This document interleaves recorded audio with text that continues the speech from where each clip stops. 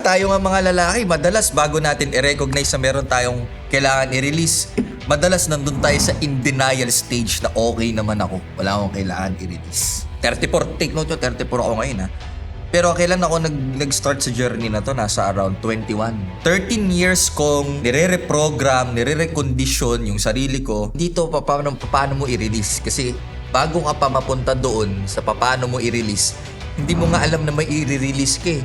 Ano yung mga pamamaraan para makontrol mo yung pagiging disiplinado mo? Mangyayari lang yan when you self-confront from pagtanggap, honest ka, na kailangan mo, okay, anong babaguhin ko dito moving forward? Byproduct siya ng stress, ng fear, ng anxiety. Kaya makakakita ka ng kapwa mo lalaki na alam mong mas may pera ka dun pero ba't parang mas masaya siya? Mas maraming lalaking kanina banggit mo si sa buti sa privilege siya. Hindi ko siya kilala personal. Pero sa experience ko, mas maraming tao yung may kaya na, privilege na, ang dumadating sa ganong estado. Alam mo tol, pinakamaangas na lalaki sa akin, yung may ability kang maging totoo kahit anong sitwasyon ang kinakaharap. Kailangan mo munang amining sira ka para magkaroon ka ng mga ideas kung paano mo aayusin yung alam mo sa sarili mo, sira. Yung mga ginagawa natin mga retreat, mga bali-bali, yung mga ganyang retreat. Nakakuha tayo ng breakthrough. Oh, lupit! Yeah. Akala natin yun na yun. Oo. Pero hindi eh. Event lang yun eh. Sobrang ganda ng word nung i-experience kasi ayun yung ginawa ko sa 3 months. Nakulong ako dun sa hustler mindset na time is gold, bawal akong mag-aksaya ng panahon, kailangan kong rumatatat para sa pera. Ngayon, yung mga gustong maramdaman ng katawan ko, kagaya ng pagtulog ng masarap, paglalaro, pagdodota, pagpapapawis ng tama. Ako lang din yung nagdikta na gusto kong ma-experience ulit yung saya nang hindi nakafocus sa pera. So pinili kong ma-experience maging masaya ulit. Maraming lalaki may pangarap, pero hindi lahat may direksyon. If you're looking for clarity, purpose in today's modern world, this podcast is for you. So join the conversation, hit like, follow, and subscribe. Welcome sa Top G Manila, ang kaisa-isang podcast na nakafocus sa kung paano ka ba magpa-function ng tama bilang lalaki ngayong malamig ang kalye. Maraming salamat nga pala sa Triton Studios tsaka sa Triton Entertainment sa napakalupit nating setup. Sobrang solid pre, no? Lupit bro. Dapat nga parang dapat taglis salita ako nito eh. Tigre na lang yung kailangan dito. Parang bawal ako mag-pure Tagalog nito pre, baka mabasa ako eh. Ang ganda ng setup, Tagalog ka ng Tagalog, mag-taglish ka. Sige nga. Ha? Huwag na, lipat na tayo setup.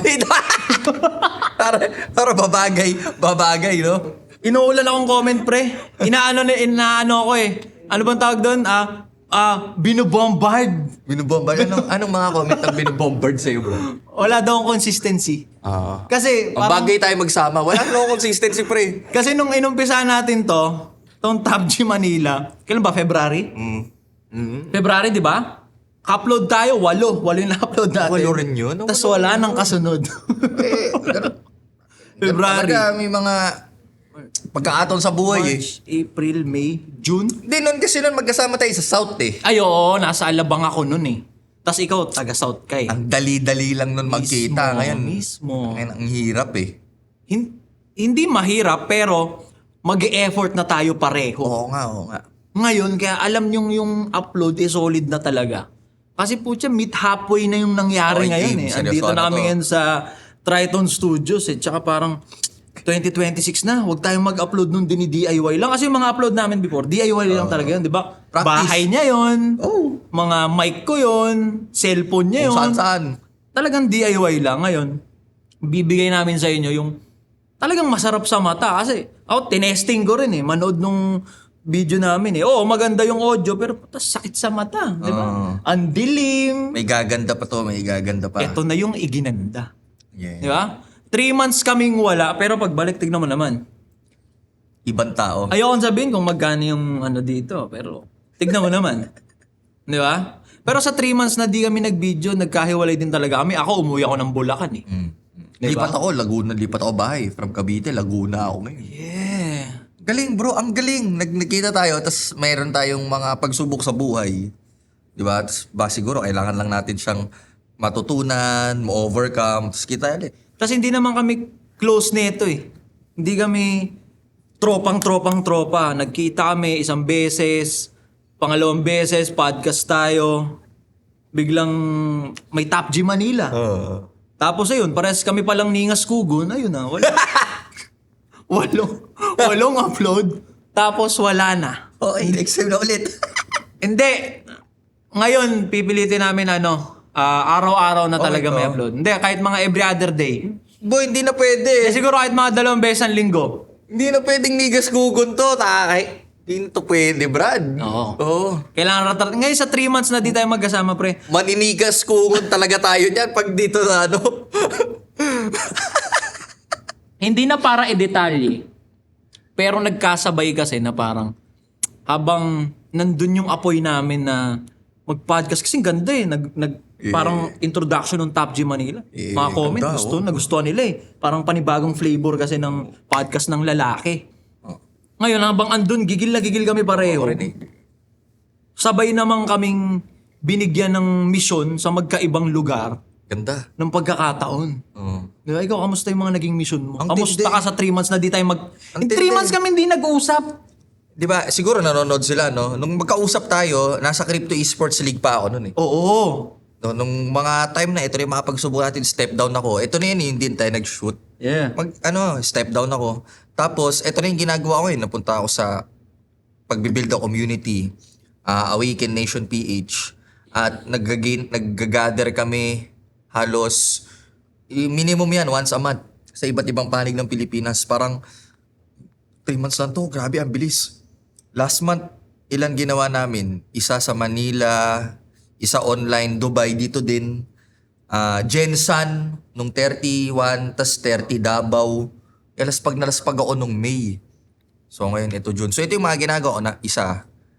Itong community ng mga mulat. Pangalawa, yung mulat. Yung kape na Community dinidevelop ng ko mga ngayon. mulat. Oo, community ng mga mulat. Tapos yung mulat na Kasi may kape ka na mula. Oh, yun, Kasi develop parang ko. friends and family pa lang ha. Wala pa sa kasi market. English yan, awakened eh. Oo. Diba? Awakening din yung proseso. Di maganda rin yung ginagawa mo kasi parang iibahin mo yung imahe. Kasi pag sinabi mong mulat, may judgment agad na, Iba-iba, Oo. maraming meaning. pag mulat, dilat na dilat oh. Yeah. Ngayon, mulat kasi awakened, gising. Correct. Galing. Tapos, yung energy ko, anong gagawin ko naputol tayo eh. Yeah. Binuhos ko rin sa community building, nabuo sa empowerment. Oh, may community ka, empowerment. Empowerment, puro mga lalaki. So, eto, nag-camp kami nung nakaraan. Ang ganda kasi. Halimaw din yung community mo, pre. Mga may bitaw na kasi yung lalaki dun eh. Bitaw na. Kaya di ako makasama eh. Gagi, may bitaw ano rin. Yung mga nasa community niya, parang yung mawalan mo ng 10,000 sa bulsa, okay lang. Iba naman yun, may Marvin Pabis ako nakita dun. Naglulublob sa icebot eh. Bro, Ano ba lupit. yung community mo? Hindi ako makasali dyan, pre. Ang lupit, brotherhood siya. Naging brotherhood. Tapos, meron pa akong niluluto isa sa August. Ilalabas Add ko lang mabilis dun sa brotherhood mong ginawa. Sobrang ganda nung sinabi mo dun sa caption. Nung parang nag-retreat kayo, di ba? Parang lumabas kayo eh. Parang yung isa sa mga dahilan kung bakit nawawala sa tamang tono ang lalaki. Kasi nawala na yung mga tribo-tribo. Kasi dati, di ba, talagang yung mga lalaki. Lalaking lalaki kasi may mga parang may mga faction sila ng mga totoong lalaki talaga sila. Di ba? Nag-hunt sila. So, ganun yung ginagawa mo. Oo. In a modern, Oo, kasi galing! disconnected tayo ngayon eh. Oo nga eh. Disconnected to the point na, okay, isolate ako mag-isa. Pag may problema ako, hindi ko sasabihin Hindi, sa'yo. papaksyon ng tama yung utak. Oo, kaya pag may problema ako, hindi ko sasabihin sa'yo. Kaya konting kibot, sumasabog. Kasi papayuhan mo nun, hindi ko kailangan ng payo. O papayong kita, babasahan kita ng Bible verse, kaya konting kibot sa'yo, sumasabog Huwag ka. na, hindi na ako mag-open up. Ganun na lang mangyayari. Ganun ang mga lalaki ngayon. Kaya konting kibot, makasalubong mo lang sa kalsada eh. Dahil marami siyang dinadala. Nakasalubong mo sa kalsada, natignan mo lang. Dahil may kapuna-puna dun sa suot niyang maganda. Tinitigan na kayo. mo. Yung punong-puno ng kinikimkim sa loob. Ba't mo ako tinititigan? Nagagandahan Okay lang na. pala sa damit, no? Inang mo Inang-ina mo rin. Di ba pinapalaman, suntukan na. So, wala sa tono. Oh, bro. Na lalaki na naging violente. Oh, Hindi nagpa-function ng tama sa society. So, ang ganda nung ginawa mo sa nagdaang 3 buwan na dito. As hindi kami magkausap kasi parang, ano lang, chat-chat, react-react lang. Oh, ganun lang. Kamusta? wala Pero tayo. tol, dito inspired yun, alam mo ba? Alin? Kung hindi mo ako niyaya mag-podcast ng Top G, Hindi ko na balik-balik yung mga nung pinag-uusapan natin yung every time nag-shoot tayo, bro. Nare-reminisce ko yung mga pinagagagawa ko dati. Ay, mga dark side, mga masama mong Hindi ginagawa. naman yung dark side. Ay, Pero mabuti. yung brotherhood, yung tribe. Yeah. Yung tribe na, tangina, ito yung gusto ko eh. Nawala yung energy natin dun. So, okay, dito ko binuhos. Empowerment. Empower. Ano siya? Ano na siya ngayon? Ilan kayo? Ilan na kayo? Di, konti pa lang kami. Sobrang konti pa lang. Ngayon, inaayos namin yung infrastructure. Tumesting lang ako ng isang batch. Ano yun 8 weeks yung nila nun initiation. Tapos graduation nila doon sa camp. Ganun ang nangyari. Lupit, bro. Ang lupit. Kapaki-pakinabang yung ginawa mo sa 3 months. Akala nila, hindi sila nagkita lang doon sa Aliliw. Meron pang 8 weeks yan na every Sunday. Galing. Nagkikita yan, bro. Sa Zoom. Kahit ako susunod din ako sa kanya eh. Di ba? Kaya nga siya yung yung tinay up ko ngayon na mag-create ako ng panibagong podcast na naman, panibagong flavor. Sa kanya ako sumama kasi iba to talaga. Iba yun. Ikaw nag-activate sa akin nung Hindi naman. ganun kung bro. Ito naman, wag mo ibato sa akin. Binabato ko nga sa'yo Salamat. para yung expectation ng talino nasa iyo lang. Di ba? 2026, nasa kanya yung mga wisdom ha. Ako, lang ako dito. Hindi, meron, na-activate din ako doon, bro. Tol. Kaya nga nung magka-chat tayo, nung sinabi mo, tol, tangin na pagbalik ng Top G, may community na tayo. Nag-serve siya. So, nag-serve ka pa rin sa community mo dun sa 3 months. Diba? So, masasabi mo ba siyang struggle? Kasi parang nagkasundo kami, parehas kaming ogag nun. Pre, struggling ako. Ako rin. Putangin na ako rin. Parehas tayo struggling. Aray ko ba? Bro, gago. Alam mo, habang nag-uusap tayo ngayon, kung nare-realize ko ngayon na lahat ng struggle na dinaanan ko ng 3 buwan, nasa utak ko lang. Di ba? Hindi siya struggle eh. Kasi tol, kung lalabas ako ngayon, hindi man ako napabayaan na. Andito pa ako, nakapunta pa ako dito. Nakakapagbayad kami sa bahay, may pagkain kami, etc. Okay Yeah. naman pala. Inang utak yan, napaka-madrama. Totoo. Parang, ganun ako na kondisyon na nung mga times na nandun ako sa hirap, hindi ko nakikita yung maganda. Ngayon lang na pinag-uusapan natin. 3 months ago yun, no? Nagkasundo kami. O sige pre, focus ka na muna dyan sa Ay, personal simulan mong natin galaw. Focus din ako sa personal kong galaw. Nagkasundo kami parehas na struggling kami pareho. Pero andito tayo ngayon, may ganito tayo kagandang setup. So nag-struggle ba talaga tayo? Tinitesting lang tayo para... Kasi kung di natin tinagos yun, sure, wala tayo dito. Bro. Di ba kung niyakap natin Totoo. na struggling ako, wala na. Totoo. Di ba? Totoo. Pero dahil matapos ng usap na struggling tayo parehas, focus tayo sa kanya-kanya, biglang ratatat ka dyan, ratatat ako sa Bulacan, andito tayo ngayon. Buti ka nasa utak ko lang pala yun. Bro, alam mo, ngayon ko nare-realize, walang joke. So struggling ba talaga? Ibig sabihin, tayo pala yung may kakayanan mag-decide o ako yung magde-decide paano ko i-experience yung pangyayari sa now. Tama. I-experience. Oo, Magandang, paano ko siya sobrang ganda ng word nung i-experience kasi ayun yung ginawa ko sa 3 months. In-experience ko yung gustong ma-experience nung katawan ko na matagal kong pinagkait sa kanya. Kasi nga, nakulong ako dun sa hustler mindset na time is gold, bawal akong mag-aksaya ng panahon, kailangan kong rumatatat para sa pera. Ngayon, yung mga gustong maramdaman ng katawan ko, kagaya ng pagtulog ng masarap. Di ba? Pagtulog ng masarap, paglalaro, pagdodota, pagpapapawis ng tama, pakikipaggaguhan sa mga tropa. Nawala yun eh. Ngayon, binalik ko. Ako lang din yung nagdikta na gusto kong ma-experience ulit yung saya nang hindi nakafocus sa pera. Nagdodota kami, naggagaguhan kami personal. Pwede naman palang mag-LU Baguio ng 2K lang pera. Yeah! Okay pala to eh. Kasi before, wala, lavish lifestyle tayo ngayon. Hindi tayo lalabas ng hindi 100,000 yung gagastusin natin. Ganun ako before eh. Sa mga tropa ko. Ngayon po siya, lumalabas kami. May 2K ako dito. Sige, tag-2K tayo. Equal. Labas tayo.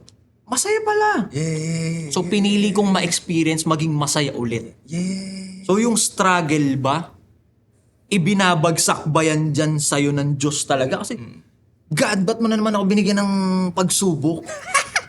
ng struggle? Parang patagos ka pa lang sa bagong breakthrough. bago ka tumago sa breakthrough, puta, may pagsubok ka na naman na So malupit. pagsubok ba talaga yon? Struggle ba talaga yon na ibinabagsak sa'yo ng creator? O ikaw lang yung nag-iisip nun kasi pinipilit mong i-maneuver, kontrolin yung mga nangyayari sa paligid mo na hindi naman dapat?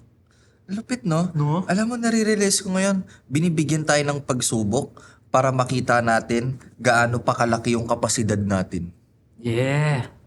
Or pinaparamdam sa'yo yun, yung inaakala mong problema, yung inaakala mong pagsubok, ipinaparamdam sa'yo yun. Para manggigil ka na maramdaman yung saya na ayoko niyan. Diba? Pero may dalawang possibilities talaga. Pwedeng ayoko niyan. Ayoko niyang pakiramdam na malungkot na yan. Na pakiramdam ng struggling. Ayoko niyan. Aalisan ko yan. Or yayakapin mo talaga na awa ako, walang tumutulong sa akin. Pag lalaki talaga yung nalungkot, wala man lang. Ngayon, Walang nangangamusta, eto ang no? maganda. Dahil totoo yung pakiramdam. Yeah. Totoo yung pakiramdam. Pakiramdam na nade-depress. Pakiramdam na nag-overthink ka, ina-anxiety ka. Totoo yung pakiramdam. Ako naramdaman ko. Naramdaman mo rin ba yun sa buong buhay mo? Totoo yung pakiramdam. Ngayon, kaya ko ito nakilala kasi yung organization nila, itinuturo sa'yo kung paano mo may express yung nasa loob mo nang hindi ka mukhang toxic na dramatic sad boy. Yeah, tama. Ma-release mo ng tama. Kasi pag na-release, parang ano yan yung parang hawak mo ng matagal, pag nabitaw mo ng tama, magaan. Oh, correct. Diba? Hindi yung, bibigatan ako, ako. Ngayon, so doon ko siya nakilala kasi yung organization nila ganun. Doon nakafocus kung paano ka mag-release ng tama, kung paano luluwag ulit. Diba? Napapanahon ngayon yan kasi June ngayon. Ano ngayon? Men's Mental Health Month. So may ganon. Something, no? So may ganon, may nag-e-exist yung ganong idea na nagmamatter din yung mental health ng lalaki. Hindi porket kalalaki mong tao dapat ano ka, dapat ganto ka, dapat matigas ka. Dapat para ang buras lagi matigas. Diba? Parang ganon di ba? Ngayon hanggang sa merong isa, di ba? Merong isa, sikat na sikat yon. Parang siyang superstar ng Facebook or ng Meta, si Sergey Brin. Parang nanigas na lang bigla, tulala. Diba? Tapos yun pala, ang dami na palang iniisip. Ang dami nang iniisip. Diba? Ngayon, paano siya may iwasan? Kasi, buti yung ganun, na na-experience niya yun, privilege siya. Kumbaga may pera siya, nakakaluwag-luwag. Paano kung ang na-experience mo yun? Kutya, nasa banig ka, gugulping ka pa ng tatay mo pag di ka parang mga ganun ba? So, pwede mo siyang maiwasan na wag kang maipunan ng ganung pakiramdam eh. Di ba? Sa ako, ang ano ko lang dito, kung paano mo may iwasan yung maiipunan ka ng hindi kaaya-ayang bigat sa dibdib, yung tigilan mo yung pagtingin sa social media.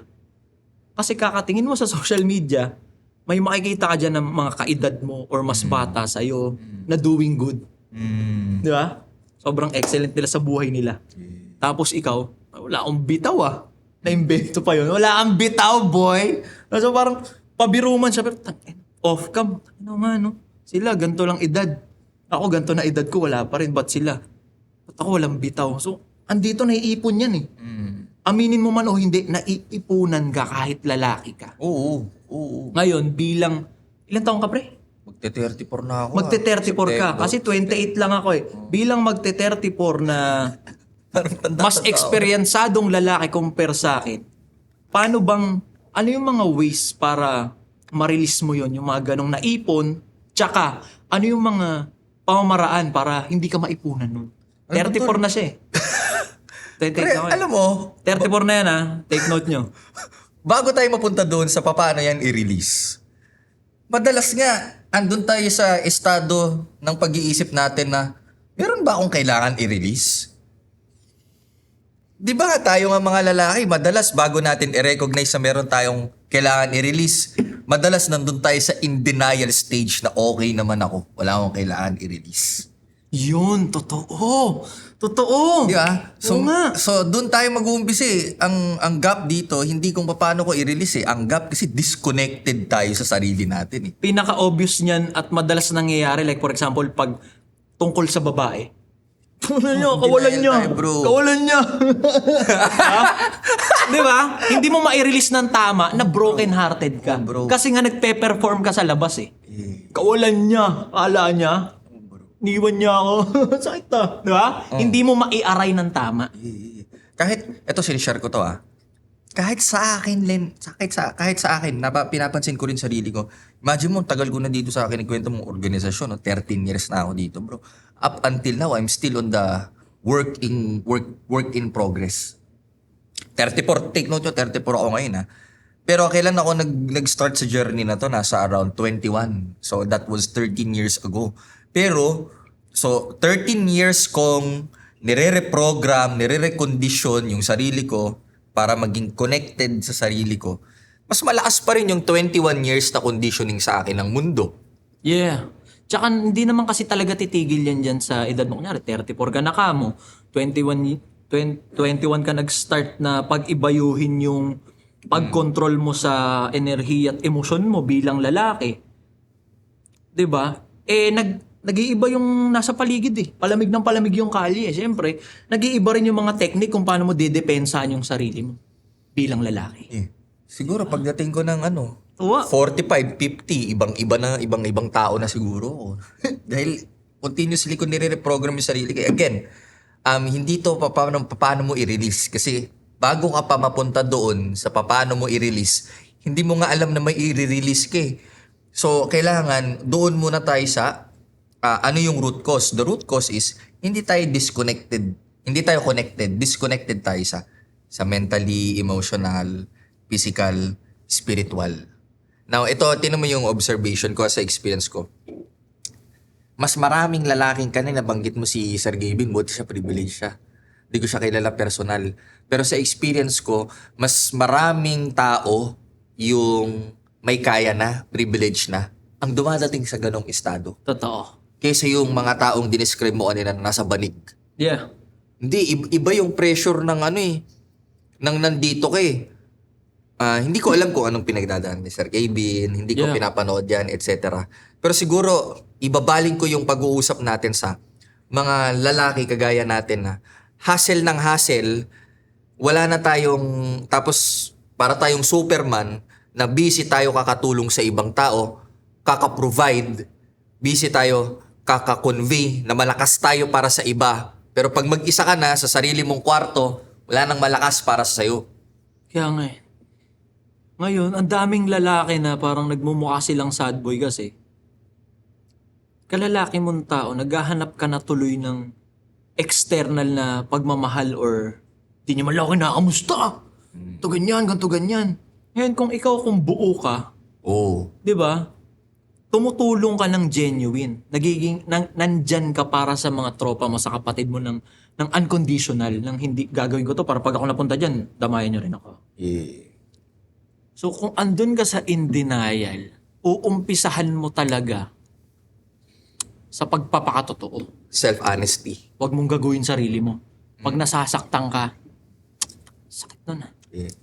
Pag nababad, bad trip yun Di pwedeng, di okay lang yun. Okay lang yun. Yeah. Diba? Kasi parang nagpe-perform ka na nun para lang maging maangas ka sa mata nila.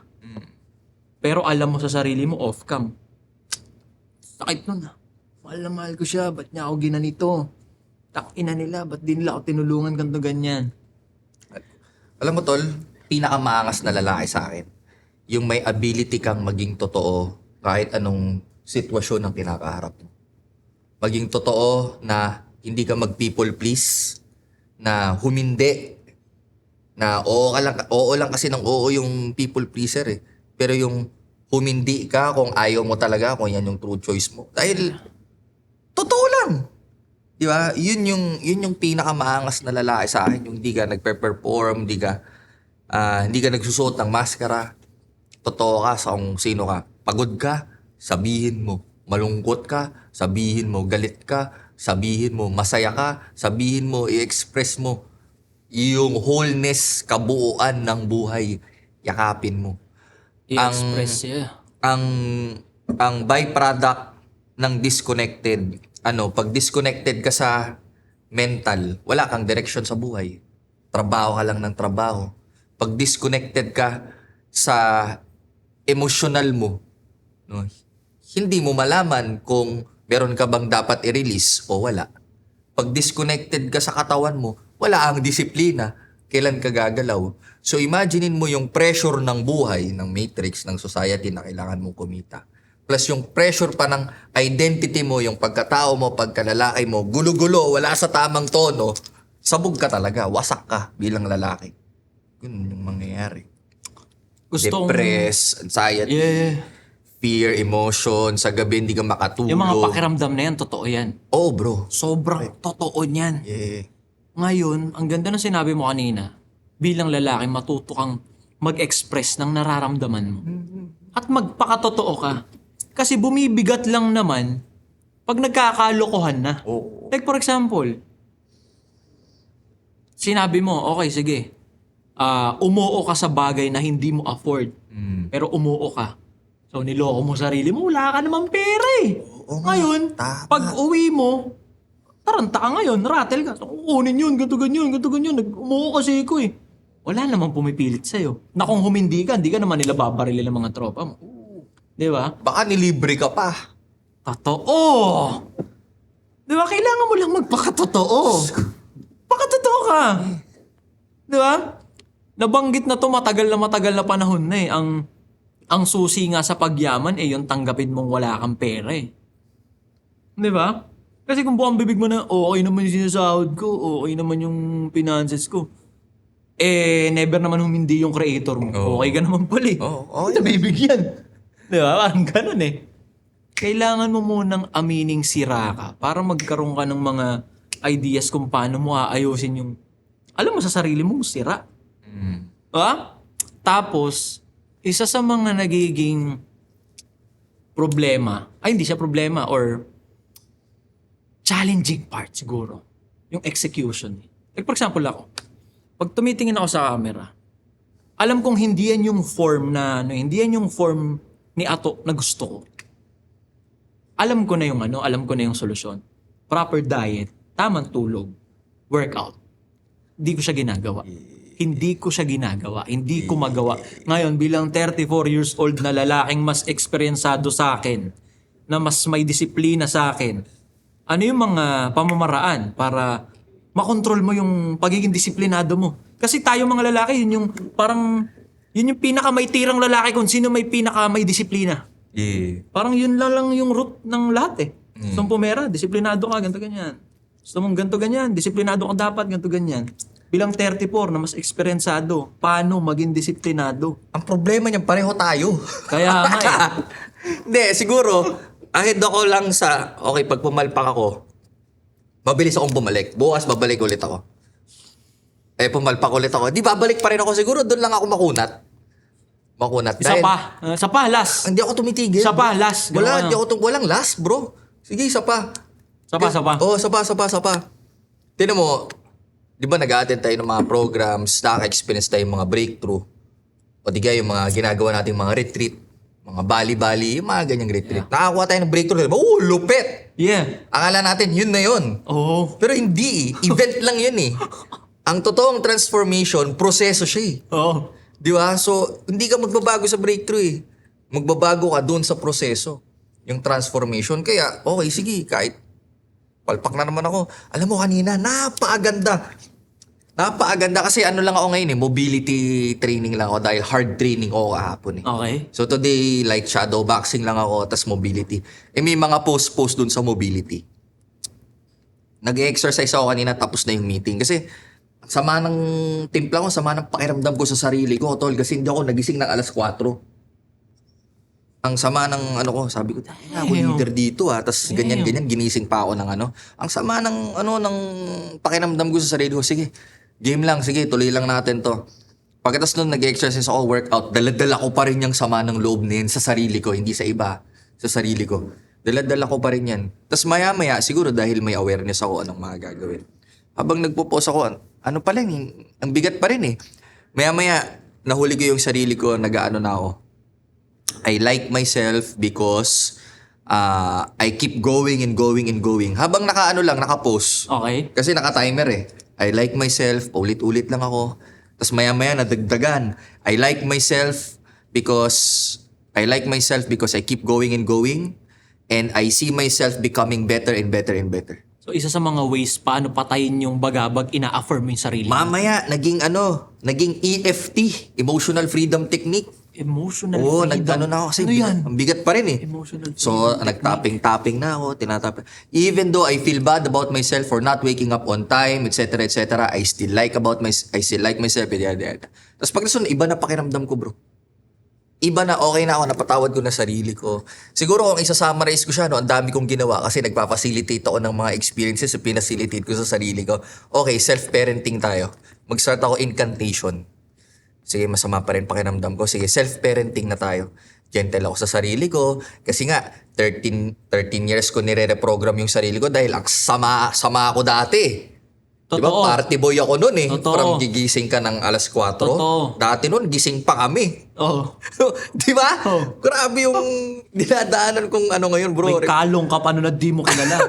So, kailangan kong maging gentle sa sarili ko, ganyan-ganyan. So, yun. Tapos nag-EFT ako, Emotional Freedom Technique. Yan yung mga pinagagagawa ko. So, ang dami pwedeng gawin. Sobrang solid, no? Pero lahat ng ito mag-uumpisa sa awareness, self-awareness, na dapat ako ay connected sa pagkatao ko, sa identity ko, emotional, mental, physical, spiritual. Kasi kung hindi, wala akong direksyon, sabog ako. So, mag-start yan sa self-awareness. Pangalawa, kung aware ka na, alam mo na, nakikita mo na yung hindi maganda, yung you don't feel good about yourself or sa sitwasyon, then self-honesty. Kailangan mong magpakatotoo. Yeah. Di ba?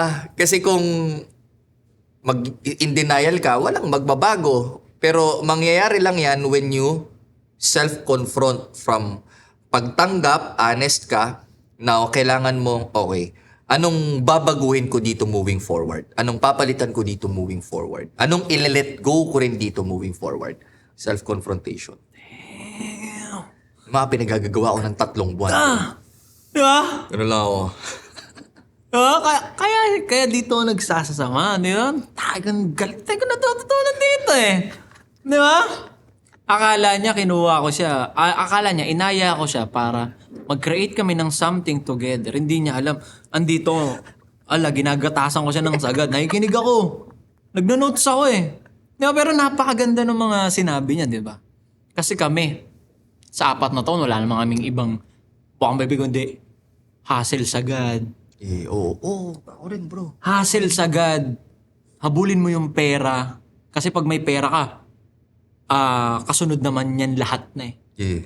Hindi Mali pala. Mali pala. Oo, alam mo, kasunod. Pala, what cost?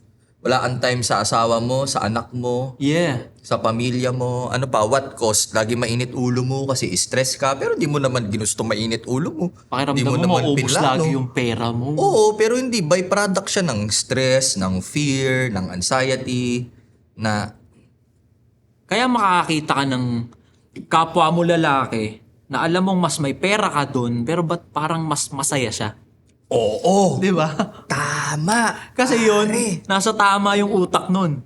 Nasa tamang ikot yung utak nun. Habang ikaw, pera, hassle, pera. Pre, kaya ako yan nasabi kasi ang dami kong kaibigang mayayaman. Ako walang pera, pare.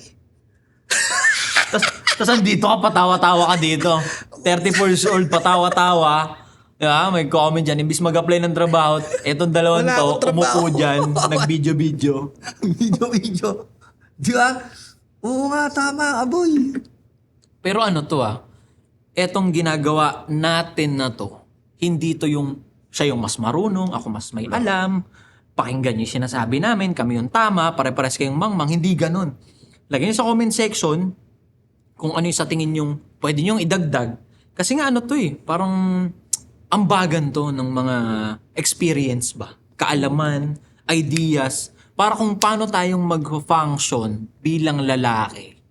Lalo ngayong malamig ang kalye. Ngayon kung gusto niyo yung mga ganitong klase ng video, like, comment, and subscribe syempre. Ba't may base talaga yung kalye, pre? Malamig yung kalye, pre. Ayun, nag-outro na tayo, pre. May outro remarks ka ba sa kanila? Nasaan yung outro ko eh? Ha? Di kita na-inform, bro. Di bale. Maraming salamat. Ito nga pala ang Top G Manila. Nagbabalik at nagsasabing Top G is Top God. Yeah.